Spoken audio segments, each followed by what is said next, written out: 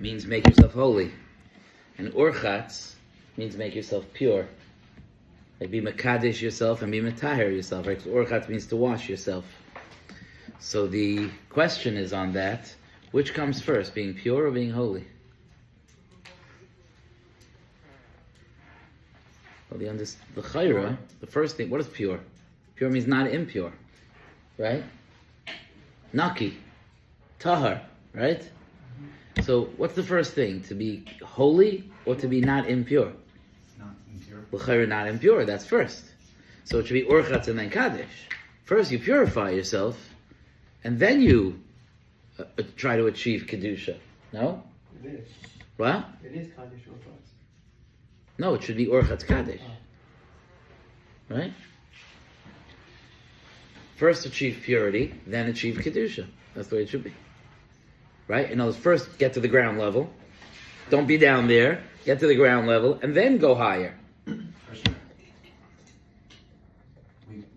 purified ourselves first, and then... Right, and then exactly. The metaher is like it even says about yantif, chayiv adam l'taher atzmai beregel. Right? There's an Indian, that's why a lot of people go to the mikveh before yantif. There's an Indian of purifying yourself so that you could embrace the holiness of the yantif. Right? That's a good, Jack, that's a good connection. So there's just something interesting that you do find a very similar thing in the Seder of the Mishnayos, right? What's the Seder of the Mishnayos? There were 6 Darim of Mishnayos. So it's Rashi Tevis. It's important to know that the Seder of Mishnayos of the Shisha Sidrei Mishnah is Rashi Tevis Zman Nokat. Zman Nokat. Zroim, Moyed, Noshim, Nezikim, Kodshim, Taharos. Which comes first? Kedusha or Tahara? Kedusha comes first. First Kodshim, and then Taharos. It's interesting.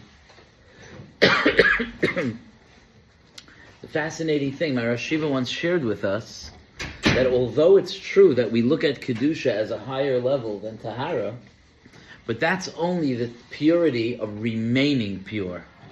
The effort of remaining pure is the first step, and then the effort of achieving Kedusha, that's the next step. Okay?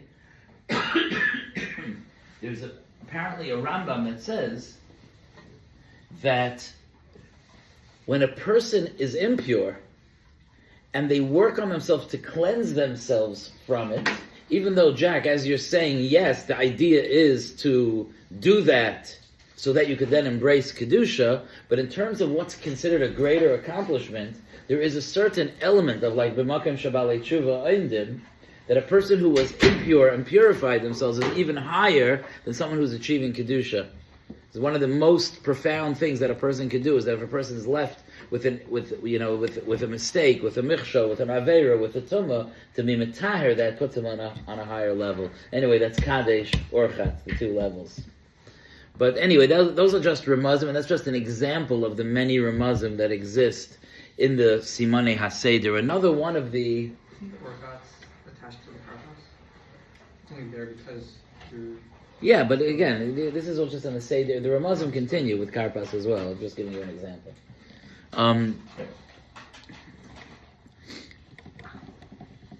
There's a minhag to put beautiful kalim on the Seder table. There's a minhag that the Seder table should look beautiful. It doesn't say anywhere in Shulchan Aruch that you have to post your Seder table on Instagram. It does not say that. It just says to have a beautiful Seder table. But it's interesting that it's brought in Shulchan Aruch that you may put on the table beautiful kalim that you're holding as collateral for non-Jews who borrowed money from you. Now that sounds like a highly specific thing, and the reason for that is because there were generations in our history where the non-Jews, for religious reasons, were not allowed to lend money. Lending money was not permitted in their religion. In our religion, lending money is mutter, and we're even allowed to take interest from a non-Jew. Right? So Jews became money lenders, and there's a lot of very bad, anti-Semitism that came from that because Jews were money lenders. But part of being a money lender is that you take a mashkin. So that means if you ask me for a $10,000 loan, I ask you for that beautiful silver, bowl that you put on your table to hold as collateral. I'll give you back the bowl, and you give me back the money. Right? That's a normal way that it's a mashkin. The mashkin is already discussed in Chumash. So Yidden used to have mashkonos. They used to have collateral of various loans. They had in their break front, they had a lot of gorgeous stuff that was owned by goyim, and they couldn't use it obviously, and it was treif, but they would put it to adorn the Pesach Seder, and it always intrigued me. Like, that's not real. Like, what is that? Like, you happen to, like, for business, you're holding on to some kalim, so you put it on your table, what? How does that fit into the whole night of Yitzias Mitzrayim? But then it occurred to me that it's very perfect for the night of Yitzias Mitzrayim. It's a remiss to something, because it says that at the end, when Klal Yisrael were leaving Mitzrayim, Moshe Rabbeinu said, "V'sho'alo isha mishchento migoras beisa klei chesef u'klei zav," that they should borrow from the Mitzrayim gold and silver kalim. And they should, and in the end, Klal Yisrael took it and they kept it. They kept those kalim. The borrow is facetious a little bit. They were owed plenty, the Klal Yisrael, when they left, and they had a halacha they had a tzivoy from Moshe Rabbeinu to fulfill a promise that was made to who? What? To Avram Avinu. V'achar ken yetzu b'rechush gadol. And it could be that when we put a guy's beautiful kalim on our Seder table, we're remembering that we took actually the kalim of the nations of the Mitzrayim around us with us in fulfillment of the nevuah to Avram Avinu that Klal Yisrael will leave b'rechush gadol. It actually does fit beautifully into the concept, into the idea of using those kalim. But the truth is that in general we make a very majestic, a royal Seder. And that's an outward expression of a certain sense of royalty that we feel, not because, and it's very important to know this. Pesach is a Yom Tov of freedom, and there's a lot of confusion about that in the world, because free, think about this. If free means the ability to do whatever you want, we are far from free, right? We have plenty, from the moment you open your eyes in the morning till the moment you close your eyes at night, there's a Shulchan Aruch that's telling you what to do. So, what does it mean that we use Pesach to celebrate our freedom, like they say? What does that mean? We're not free. Hashem says, you are my servants. I took you out of Mitzrayim to make you my servants. V'lokachti, the fourth of the Arba Lashonos Shel Geula is v'lokachti eschem li la'am. So it's a very, very important thing. Are we free? You celebrate your freedom on Pesach? We're free? I don't think I'm free. On Shabbos, I can't do anything. I can't eat what I want. I can't do what I want. I'm not free. I can't wear what I want. We just learned the sugya of Klayim B'tzitzis. Right? I'm not free. So it's this is a very important Nakuda. Maybe it's a little bit more of a Musar Nakuda, but very important when we're setting up that beautiful royal Seder table, because we're celebrating that we've been Zaycha to freedom. What's the freedom exactly? So I want to explain that, and this is a very, very, very important thing. Somebody was asking me on the Shabbos, Ari Gertz actually, I think it was asking me on the Shabbos, when we were in the Poconos, he was asking me about dealing with, I forgot exactly how the question came up, but we were talking about dealing with how to control yourself better in terms of sleeping enough and eating properly and doing these things. How do you not just get dragged along with your impulses and actually have a certain sense of control? So I was very inspired from something I had learned from Revolba, and I told him this very interesting thing, that when a person, let's say it's not healthy for me to drink Coke, okay? Which is probably not healthy for me to drink Coke. Okay? So let's say I'm sitting there by a Shabbos table, and there's a freezing cold, freshly opened bottle of Coke, and I'm feeling like I really could use some of that. I need that. You know that feeling? I need that. But then I tell myself, no, it's not good for me.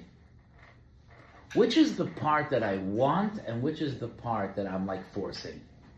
So on a lower level, we look at it, I want the Coke, but I'm using my seichel to force myself not to. That's how we look at it. If I was free, I would drink the Coke. But since I'm imposing a certain amount of limitations on myself, I'm not doing that. That's how we look at it. Let me expand this mashal to a much wilder mashal. Okay? The reason that we do that is not because when someone's having an argument, sometimes you try to pull the other guy's argument to the point of ridiculous. That's not why I'm doing it. I'm doing it because sometimes by expanding the argument, we get to see it clearly. Okay? Imagine you had a guy that had two sons. He wanted to do a chinuch experiment. One of his sons he's going to raise, and he's going to teach him the right way to act. He's going to teach him how to dress. He's going to teach him how to take a haircut when he needs a haircut, and to cut his nails when his nails get disgusting. He's going to teach him how to blow his nose, and how to excuse himself if he burps in public, and how to make sure that he doesn't smell bad, personal hygiene. He's going to, like most of us do when we raise our children, part of raising our children is teaching them how to survive in society, in polite company. How to measure what's the right dress code for where I'm going. I'm going to a vart, I'm going to a wedding, I'm going to a barbecue. What's the right? It's part of being sensitive in society is being able to connect with society in that way. And he'll educate him so he can make a living. He'll be able to make a living and provide for his family. But his other son, he decides he really, really wants his son to be able to be free. He doesn't want to tell his son what to do. He's going to allow his son to just do whatever he wants. So from the time his son is young, he doesn't want to wear clothing. He doesn't have to. He wants to wear this kind of clothing or that kind of clothing. Whatever he wants is fine.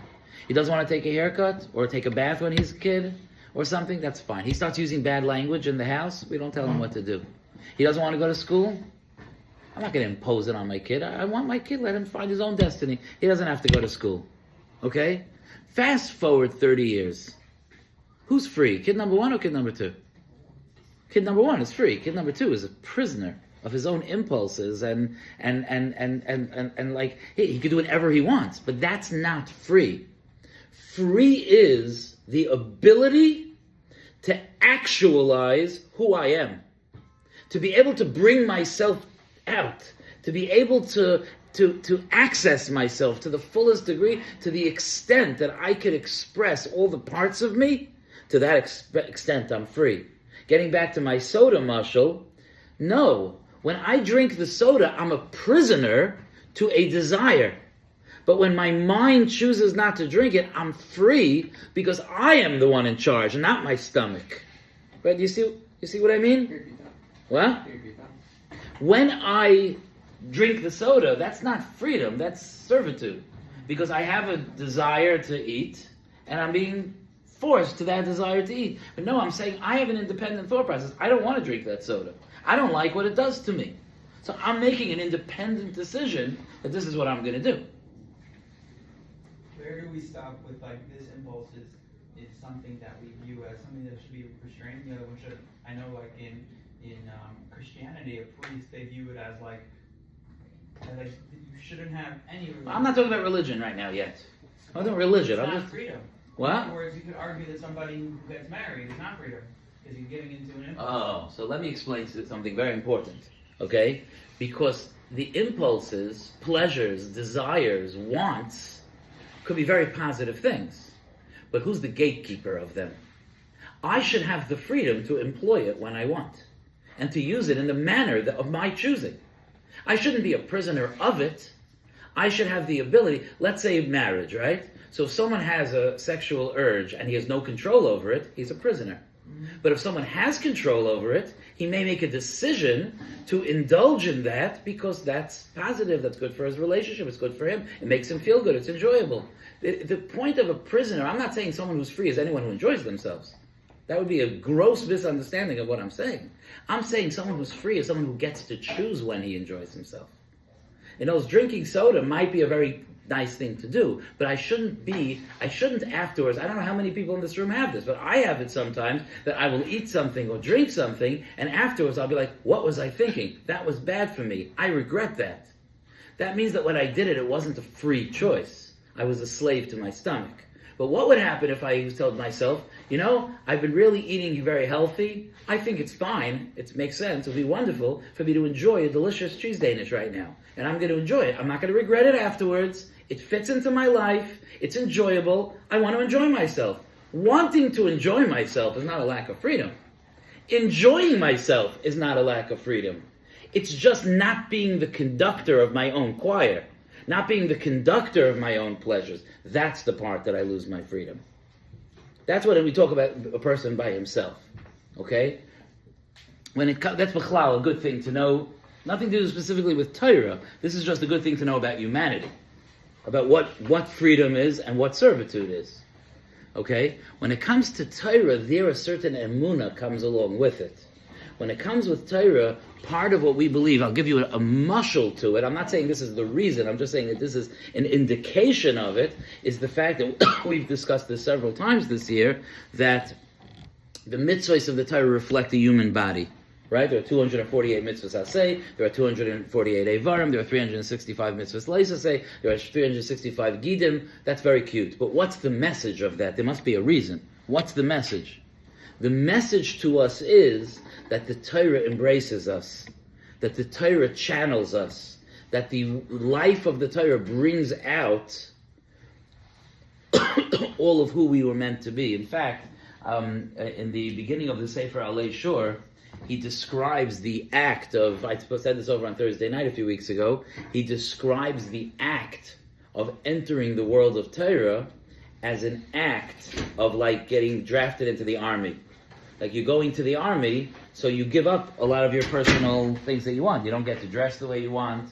You don't get to eat what you want. Your schedule is not yours. And he says when you enter the world of Avodas Hashem, there is a certain feeling like that. Shachris, Mincha, Ma'ariv, Tzitzis, Yarmulke, Kashrus, right? There's a certain element where you're like signed up in an army. But he says that when you start to really connect with the world of Torah, his lashon is Shuv Ein HaMashal Daimeh LaHanimshal. The mashal and the nimshal then separate. Because an army, and I'm not knocking armies, we need armies, but an army takes away the individuality of each person. But the connecting to Torah allows the most positive expression of the individuality of each person. And if you know people that are vibrant in their Yiddishkeit, no two are the same. They're not clones of each other. They're vibrant and they're different and they're expressive and so on, each in their own way. So that's the idea of freedom. So when we celebrate freedom, we're celebrating the ability to actualize all of who we are, the ability to bring out our true greatness, our true godless. That's what we are. That's what we're celebrating. We're not celebrating the fact that we get to do whatever we want, because that's a pretty that would be a pretty off celebration, because we're not able to do whatever we want. The point is that we have a certain emunah that what we're being told to do is the very, very, very greatest expression of ourselves, and truly what we want. And that's why when our neshamas were at their greatest point in history, we said Nasa v'nishma about that Torah. Okay, so that's about the concept of freedom. I really have to leave, but let me say one other thing, just to be mashlim. The main mitzvah, this is a bit b'chlal, an interesting thing, the main mitzvah of the night of Yetzias Mitzrayim is the mitzvah of Sipur Yetzias Mitzrayim. The Hagada to Lebencha, telling the story of the Hagada. Okay? Just an interesting thing that you find, and a very, very fascinating chinuch yesod comes out of this. You find there are 4 sons, right? Right? Keneged arba banim dibra Torah. Listen to this, it's amazing. Keneged arba banim dibra Torah. Okay? Echad chacham. Yeah? Tom? We do chacham tam? No, chacham Russia, right? Right. Chacham Russia. Tam. She'enoi yoidea lishon. Okay? So echad chacham ve'echad Russia, echad tam ve'echad she'enoi yoidea lishon. Okay?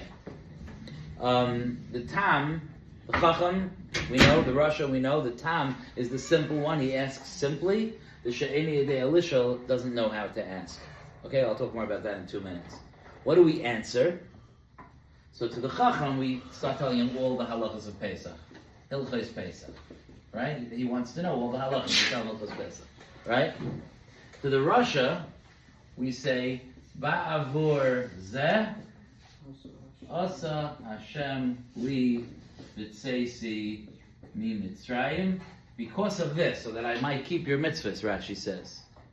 Hashem did these miracles for me when I came out of Mitzrayim. And because the Rasha said in a very derogatory way, he said, like, what are these halachas that you're doing, in a way that, like, the Yerushalmi says on the question of the Rasha, he says, what is all this hard work that you be matriach me? Why are you making me so crazy? So we answer in a way, Hashem li. We accentuate the li, telling him that if he had been there, he would not have been redeemed, because he's not accepting Malchus Shemayim on himself. The Tam says Ma'azos. Very simple. What's going on here? What do we answer him? We answer him with the basic story of Pesach. We answer him B'chayzek Yad Hayitzi HaKadosh Baruch Hu. HaKadosh Baruch Hu took our forefathers out of Mitzrayim. What do we answer the She'eni Yedei Elisha? The same as the Rasha. Ba'avur, we don't say leave alay, we just tell the She'eni Yedei Elisha. Because of this, Asa Hashem li b'tseisi mi Mitzrayim. Okay? Interesting question. 4 sons, 3 answers. Isn't that interesting? 4 sons, 3 answers. Why are these 2 the same? These 2 are different, but these 2 are the same. Interesting, no? I want to share you something, just a brilliant Hagada. There are 2 parts of the mitzvah of telling over the story of Yetzias Mitzrayim. One is the mitzvah of Hagada, of saying it over to someone, and one is that the style of the Haggadah is derech she'ela u'tshuva, right? The other one is that it's derech she'ela u'tshuva, which means in a manner of questions and answers. We start with the manishtana, and so on, questions and then answers. You can have one without the other, right? You could have a child that you'll tell the story to. You're not answering a question, you're just telling him the story. You could do Haggadah without doing Derech She'elu Tshuva. In fact, you could do Derech She'elu Tshuva without doing Haggadah. Because it says in Chazal that if a person's eating the Seder alone, he asks himself questions and he gives answers. So he's doing Derech She'elu Tshuva, he's not telling anyone the story. Right? So those are 2 parts of the night. You know, we do them together, but there's 2 parts. We tell someone the story, and we do the style of She'ela Tshuva. Okay? The Chacham asks a question and gets an answer. He has both. Okay? The Tam asks a question and he gets an answer. He asks Ma'azos and he gets an answer. The She'eni Yedei Elisha doesn't ask a question. So you have Haggadah there, but you don't have Derech She'ela Tshuva. The Rasha, Rav Hutner is Machadesh, and I think it's a very reasonable thing. He says, do you consider the Rasha's question a question? He says, that's not a question. That's a criticism. That's a starting up. That's a lekanter. That's dressed as a question. Does the Rasha really have a question? Is there something he's trying to find out? When he says, what are you guys doing? He's trying to find out. Like we say, oh, sit down, I'll tell you, give you shir on. Does he want an answer? No, he's coming to complain. He's coming to reject. So Rav Hutner says the Rasha also didn't ask a question. He may have used the form of a question, but he didn't really ask a question. And he says something that I think in Chinuch is an amazing thing. He says, when you have Talmidim that ask you questions, so when a Talmud asks a question, he's expressing himself to you, you respond to that self. So you give an answer that's specific to that Talmud. But if the Talmud's not sharing with you, and you just have to speak, but you don't know who you're speaking to, so you have your speech that you give. So that's why on the two that ask a question, they get two different answers, because they provide some complexity. The Chacham asks his Chacham-like question, so he gets a Chacham-like answer. The Tam asks a simpler question, and he gets a simpler answer. But the Rasha and She'eni and Elishal are both not asking questions. When you're not asking questions, then you have a more standard reply. You're not asking questions. It's just, I thought it was a fascinating thing, like how the Talmud's question so shapes the Rebbe's answer.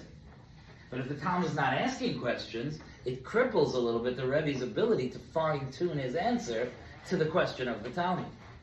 It's interesting. I want to just share with you that this She'eni Yedei Elishal, the one that doesn't know to ask, I do not believe that what's going on is that he's so stupid he doesn't know how to ask, or he's so uneducated he doesn't know how to ask. I don't think that's what it is. I think sometimes we're the She'eni Yedei Elishal. I think it means he's too distracted to ask.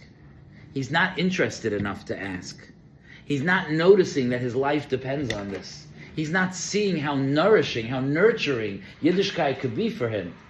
He's going through the motions, but it's not awakening his curiosity. So he's just not asking anything. So you could be darshaning, and he's like, okay, it's share over here. It's not speaking to him.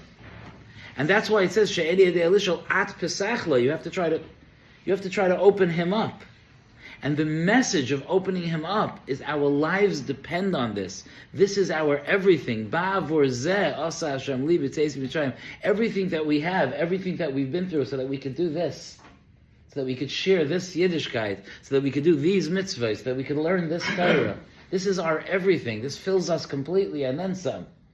So that's the idea, I think, of the She'eni Yedei Elishal. And I think it's a responsibility for us to think about, like, how close are we to She'eni Yedei Elishal? And to try to be Yedei Elishal, to come to Pesach with questions.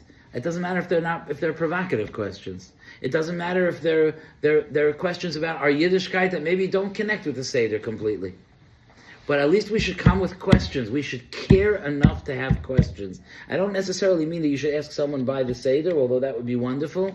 I'm just talking about coming to a Yontif with a sense of wonder and curiosity, and how important that is. And that weaves itself into the Hagada. That's why half the Hagada is doing things so people should ask questions. We're waving, we're screaming, we're jumping. We're like, please notice something. Please be curious. Please be motivated. Please turn towards the Haggadah. Please turn towards the Seder and wake up.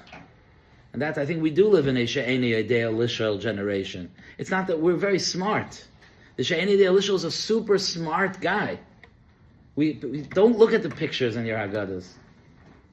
It has a She'eni Yedei Elishal with a pacifier in his mouth. No, it's not. The She'eni Yedei Elishal is a super smart guy. He's making $100 million on Wall Street. Okay? He's just not interested in the thing that could be sustaining his whole life. He's Eino Yedei Elishal. He doesn't know to be curious about this. And that's something for us to try to work on as we go into Pesach, to be Yedei Elishal, to know how to ask. Yashikayach.